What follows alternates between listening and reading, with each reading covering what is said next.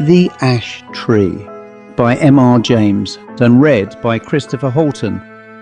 Everyone who has travelled over eastern England knows the smaller country houses with which it is studded, the rather dank little buildings, usually in the Italian style, surrounded with parks of some 80 to 100 acres. For me, they have always had a very strong attraction, with the grey paling of split oak, the noble trees, the meres with their reed beds, and the line of distant woods.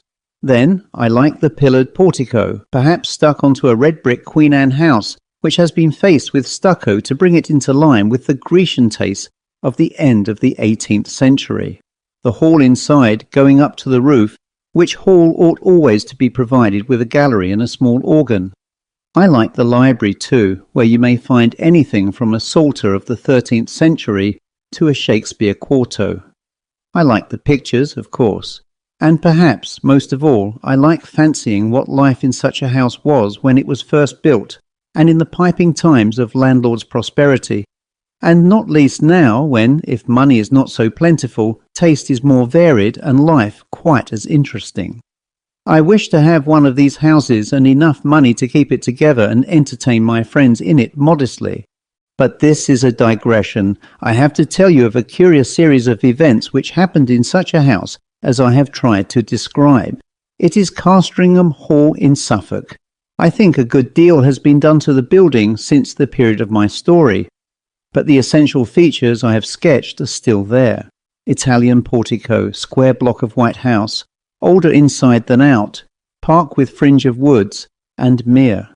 The one feature that marked out the house from a score of others is gone. As you looked at it from the park, you saw on the right a great old ash tree growing within half a dozen yards of the wall and almost or quite touching the building with its branches. I suppose it had stood there ever since Castringham ceased to be a fortified place and since the moat was filled in and the Elizabethan dwelling house built. At any rate, it had well nigh attained its full dimensions in the year 1690. In that year, the district in which the hall is situated was the scene of a number of witch trials. It will be long, I think, before we arrive at a just estimate of the amount of solid reason, if there was any, which lay at the root of the universal fear of witches in old times. Whether the persons accused of this offence really did imagine that they were possessed of unusual powers of any kind, or whether they had the will at least, if not the power, of doing mischief to their neighbours, or whether all the confessions, of which there are so many, were extorted by the mere cruelty of the witch-finders, these are questions which are not, I fancy, yet solved. And the present narrative gives me pause. I cannot altogether sweep it away as mere invention. The reader must judge for himself. Castringham contributed a victim to the auto-da-fe. Mrs. Mothersole was her name, and she differed from the ordinary run of village witches only in being rather better off and in a more influential position. Efforts were made to save her by several reputable farmers of the parish.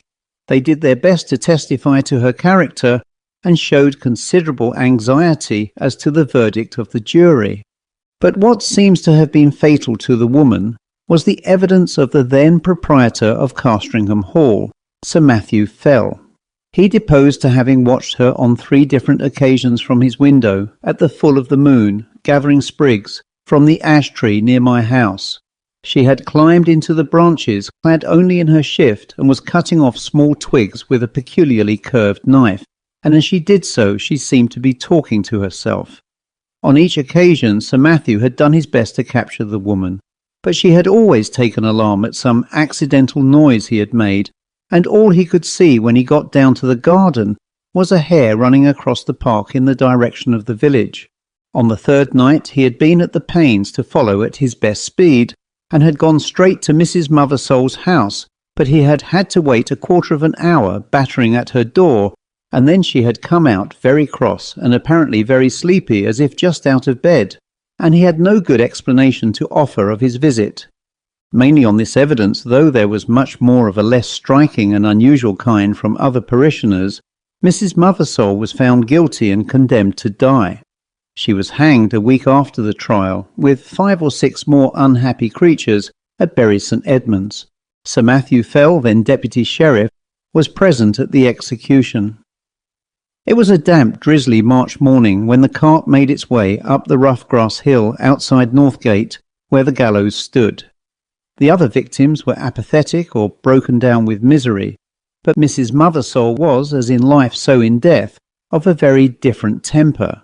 Her poisonous rage, as a reporter of the time puts it, did so work upon the bystanders, yea, even upon the hangman, that it was constantly affirmed of all that saw her that she presented the living aspect of a mad devil.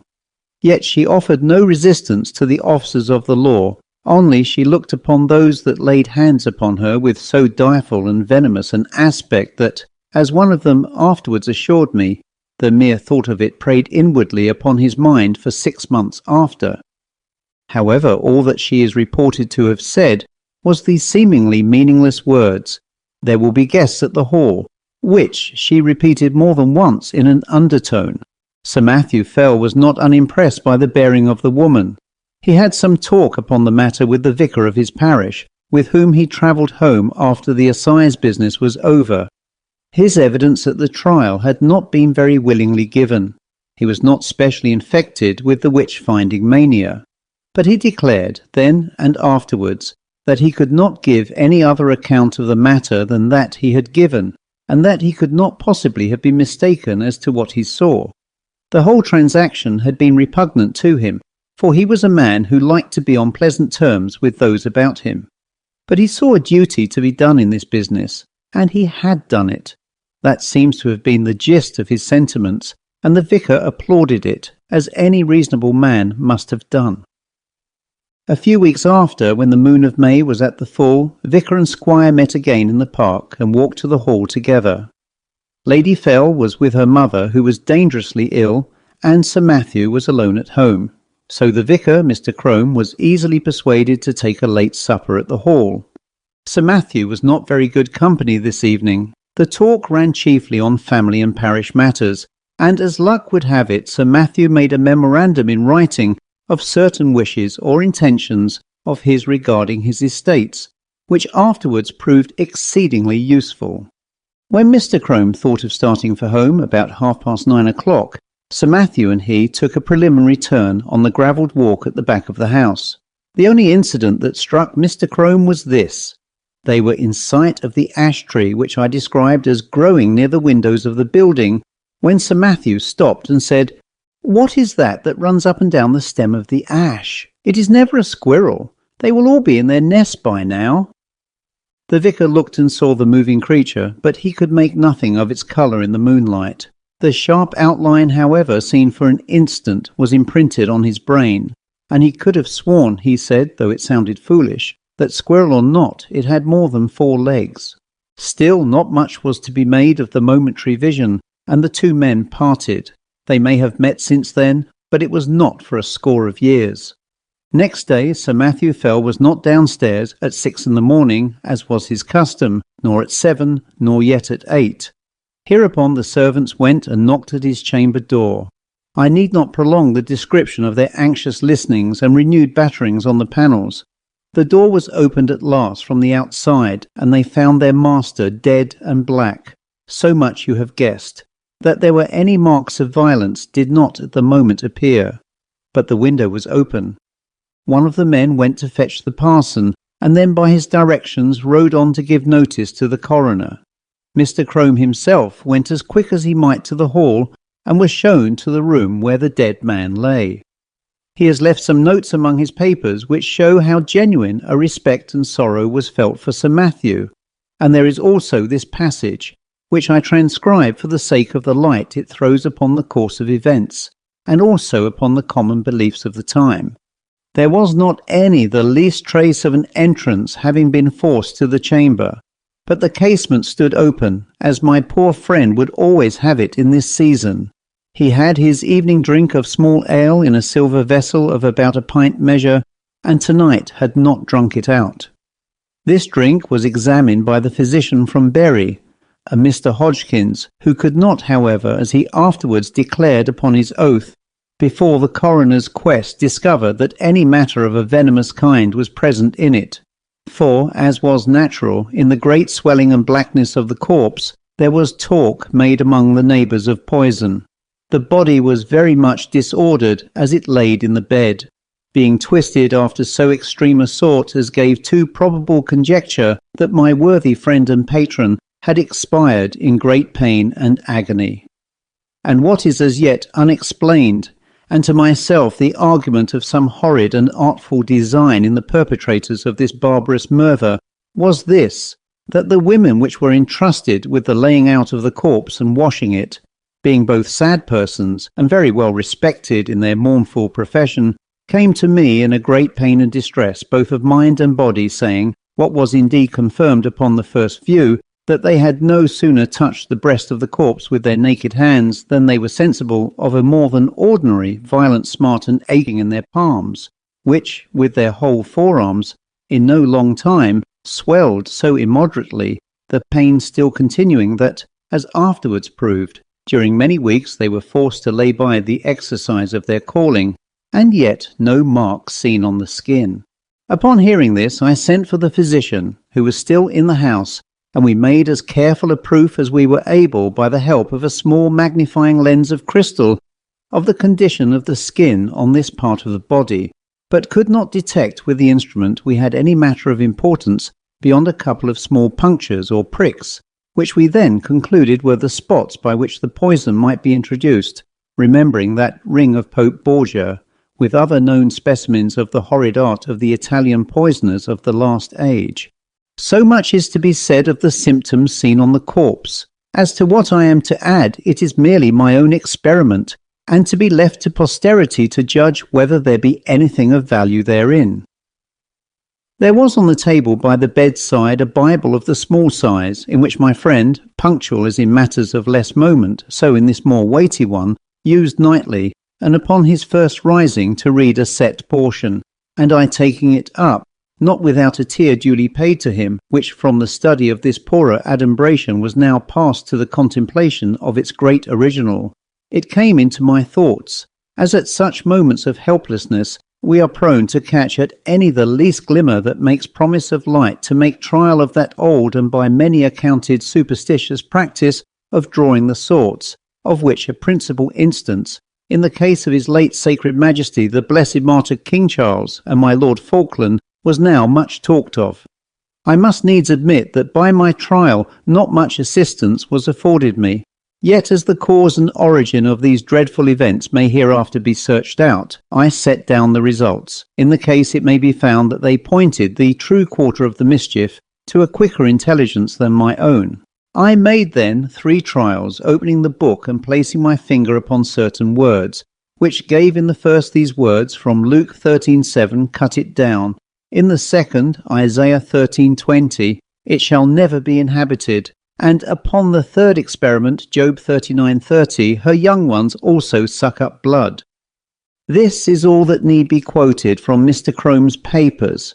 Sir Matthew Fell was duly coffined and laid into the earth, and his funeral sermon, preached by Mr. Crome on the following Sunday, has been printed under the title of The Unsearchable Way, or England's Danger and the Malicious Dealings of Antichrist, it being the vicar's view, as well as that most commonly held in the neighbourhood, that the squire was the victim of a recrudescence of the popish plot.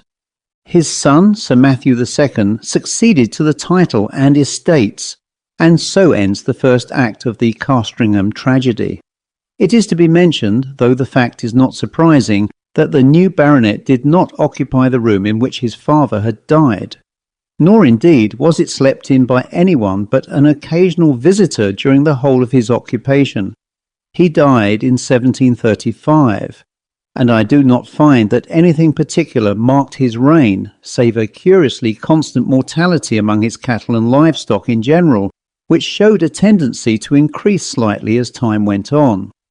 Those who are interested in the details will find a statistical account in a letter to the Gentleman's Magazine of 1772, which draws the facts from the baronet's own papers. He put an end to it at last by a very simple expedient, that of shutting up all his beasts in sheds at night, and keeping no sheep in his park. For he had noticed that nothing was ever attacked that spent the night indoors. After that the disorder confined itself to wild birds and beasts of chase. But as we have no good account of the symptoms, and as all-night watching was quite unproductive of any clue, I do not dwell on what the Suffolk farmers called the Castringham sickness. The second Sir Matthew died in 1735, as I said, and was duly succeeded by his son, Sir Richard.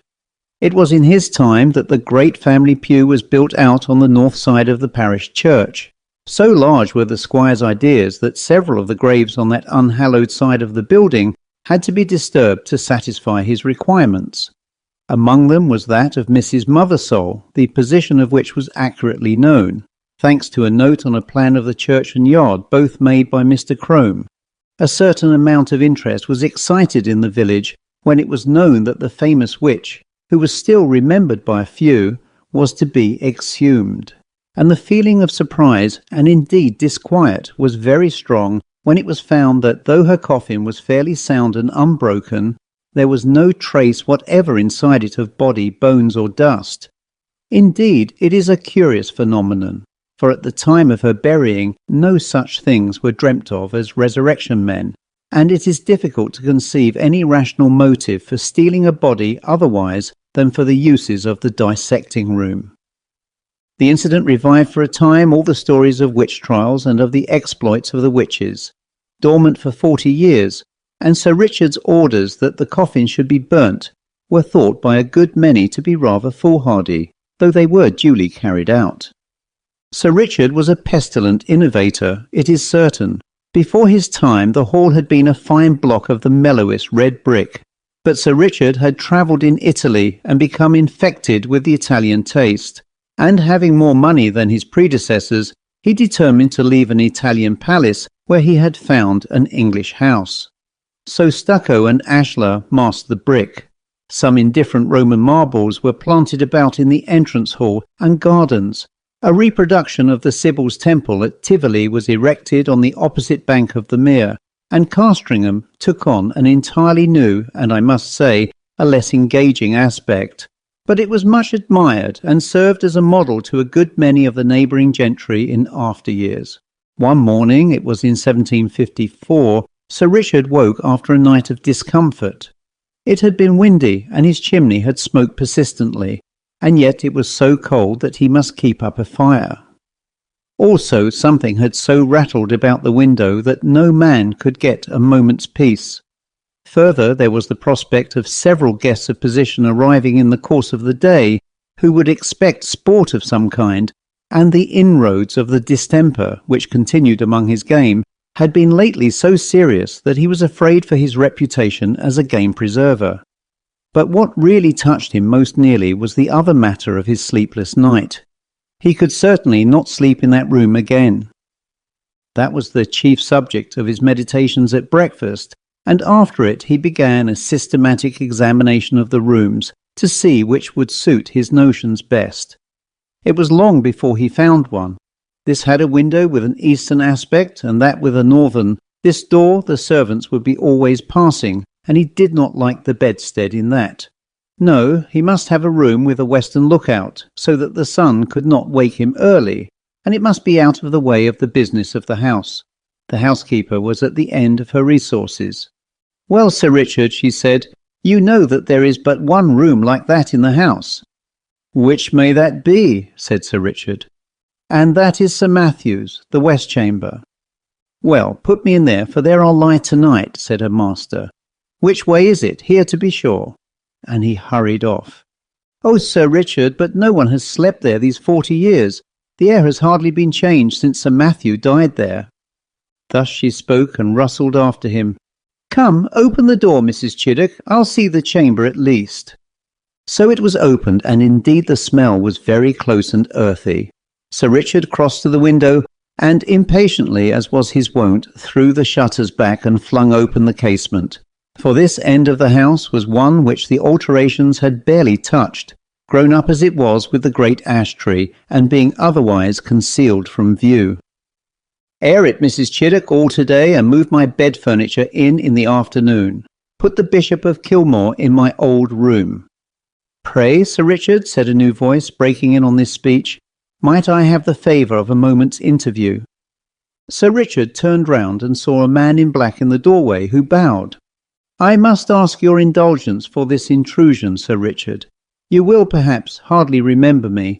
My name is William Crome, and my grandfather was vicar here in your grandfather's time."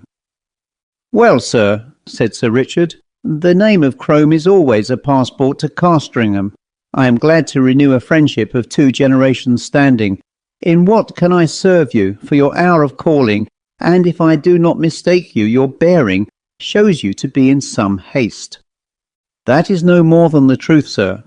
I am riding from Norwich to Bury St. Edmunds with what haste I can make, and I have called in on my way to leave with you some papers which we have but just come upon in looking over what my grandfather left at his death. It is thought you may find some matters of family interest in them." "You are mighty obliging, Mr. Crome, and if you will be so good as to follow me to the parlour and drink a glass of wine, we will take a first look at these same papers together. And you, Mrs. Chiddock, as I said, be about airing this chamber. Yes, it is here my grandfather died. Yes, the tree perhaps does make the place a little dampish. No, I do not wish to listen to any more. Make no difficulties, I beg. You have your orders. Go. Will you follow me, sir?" They went to the study, the packet which young Mr. Crome had brought.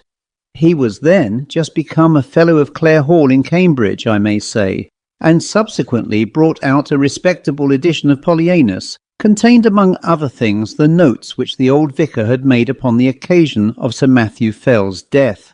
And for the first time Sir Richard was confronted with the enigmatical sorts biblicae which you have heard. They amused him a good deal. "Well," he said, "my grandfather's Bible gave one prudent piece of advice. Cut it down. If that stands for the ash tree, he may rest assured I shall not neglect it. Such a nest of catarrhs and agues was never seen." The parlour contained the family books which, pending the arrival of a collection which Sir Richard had made in Italy, and the building of a proper room to receive them, were not many in number. Sir Richard looked up from the paper to the bookcase. "I wonder," says he, "whether the old prophet is there yet. I fancy I see him." Crossing the room, he took out a dumpy Bible, which, sure enough, bore on the flyleaf the inscription, "To Matthew Fell, from his loving godmother Anne Aldous, 2nd September 1659. "It would be no bad plan to test him again, Mr. Crome. I will wager we get a couple of names in the Chronicles. What have we here? 'Thou shalt seek me in the morning, and I shall not be.' Well, well, your grandfather would have made a fine omen of that, eh? No more prophets for me. They are all in a tale. And now, Mr. Crome, I am infinitely obliged to you for your packet. You will, I fear, be impatient to get on. Pray allow me another glass." So with offers of hospitality which were genuinely meant, for Sir Richard thought well of the young man's address and manner, they parted. In the afternoon came the guests, the Bishop of Kilmore, Lady Mary Harvey, Sir William Kentfield, etc. Dinner at 5, wine, cards, supper, and dispersal to bed. Next morning Sir Richard is disinclined to take his gun with the rest. He talks with the Bishop of Kilmore. This prelate, unlike a good many of the Irish bishops of his day, had visited his see, and indeed resided there for some considerable time. This morning, as the two were walking along the terrace and talking over the alterations and improvements in the house, the bishop said, pointing to the window of the west room, "You could never get one of my Irish flock to occupy that room, Sir Richard." "Why is that, my lord?" "It is in fact my own." "Well, our Irish peasantry will always have it that it brings the worst of luck to sleep near an ash tree, and you have a fine growth of ash not 2 yards from your chamber window. Perhaps," the bishop went on with a smile, "it has given you a touch of its quality already, for you do not seem, if I may say it, so much the fresher for your night's rest as your friends would like to see you." "That, or something else, it is true, cost me my sleep from 12 to 4, my lord. But the tree is to come down tomorrow, so I shall not hear much more from it." "I applaud your determination. It can hardly be wholesome to have the air you breathe strained, as it were, through all that leafage. Your lordship is right there, I think. But I had not my window open last night. It was rather the noise that went on, no doubt from the twigs sweeping the glass, that kept me open-eyed." "I think that can hardly be, Sir Richard. Here, you see it from this point. None of these nearest branches even can touch your casement unless there were a gale, and there was none of that last night. They missed the panes by a foot." "No, sir, true. What then will it be, I wonder, that scratched and rustled so iron covered the dust on my sill with lines and marks?" At last they agreed that the rats must have come up through the ivy. That was the bishop's idea, and Sir Richard jumped at it. So the day passed quietly, and night came, and the party dispersed to their rooms and wished Sir Richard a better night. And now we are in his bedroom, with the light out and the squire in bed. The room is over the kitchen, and the night outside still and warm, so the window stands open. There is very little light about the bedstead, but there is a strange movement there. It seems as if Sir Richard were moving his head rapidly to and fro with only the slightest possible sound. And now you would guess, so deceptive is the half-darkness, that he had several heads, round and brownish, which moved back and forward even as low as his chest. It is a horrible illusion. Is it nothing more? There, something drops off the bed with a soft plump like a kitten, and is out of the window in a flash. Another, 4, and after that there is quiet again. "Thou shalt seek me in the morning, and I shall not be." As with Sir Matthew, so with Sir Richard, dead and black in his bed. A pale and silent party of guests and servants gathered under the window when the news was known. Italian poisoners, popish emissaries, infected air. All these and more guesses were hazarded, and the Bishop of Kilmore looked at the tree in the fork of whose lower boughs a white tomcat was crouching, looking down the hollow which the years had gnawed in the trunk. It was watching something inside the tree with great interest. Suddenly it got up and craned over the hole. Then a bit of the edge on which it stood gave way, and it went slithering in. Everyone looked up at the noise of the fall. It is known to most of us that a cat can cry, but few of us have heard, I hope, such a yell as came out of the trunk of the great ash. 2 or 3 screams there were, the witnesses are not sure which, and then a slight and muffled noise of some commotion or struggling was all that came. But Lady Mary Harvey fainted outright, and the housekeeper stopped her ears and fled till she fell on the terrace. The Bishop of Kilmore and Sir William Kentfield stayed, yet even they were daunted, though it was only at the cry of a cat, and Sir William swallowed once or twice before he could say, "There is something more than we know of in that tree, my lord. I am for an instant search." And this was agreed upon. A ladder was brought, and one of the gardeners went up, and looking down the hollow could detect nothing but a few dim indications of something moving. They got a lantern and let it down by a rope. "We must get at the bottom of this, my life upon it, my lord. But the secret of these terrible deaths is there." Up went the gardener again with the lantern, and let it down the hole cautiously. They saw the yellow light upon his face as he bent over, and saw his face struck with an incredulous terror and loathing before he cried out in a dreadful voice and fell back from the ladder, where happily he was caught by 2 of the men, letting the lantern fall inside the tree. He was in a dead faint, and it was some time before any word could be got from him. By then they had something else to look at. The lantern must have broken at the bottom, and the light in it caught upon dry leaves and rubbish that lay there, for in a few minutes a dense smoke began to come up, and then flame. And to be short, the tree was in a blaze. The bystanders made a ring at some yards' distance, and Sir William and the bishop sent men to get what weapons and tools they could, for clearly whatever might be using the tree as its lair would be forced out by the fire. So it was. First at the fork they saw a round body covered with fire, the size of a man's head, appear very suddenly, then seem to collapse and fall back. This 5 or 6 times, then a similar ball leapt into the air and fell on the grass, where after a moment it lay still.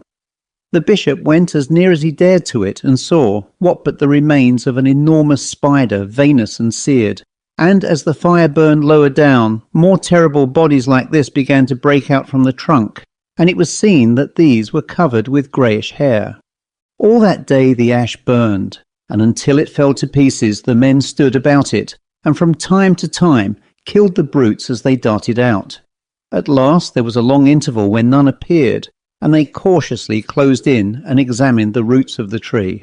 They found, says the Bishop of Kilmore, below it a rounded hollow place in the earth, wherein were 2 or 3 bodies of these creatures that had plainly been smothered by the smoke, and what is to me more curious, at the side of this den, against the wall, was crouching the anatomy or skeleton of a human being, with the skin dried upon the bones, having some remains of black hair, which was pronounced by those that examined it to be undoubtedly the body of a woman, and clearly dead for a period of 50 years.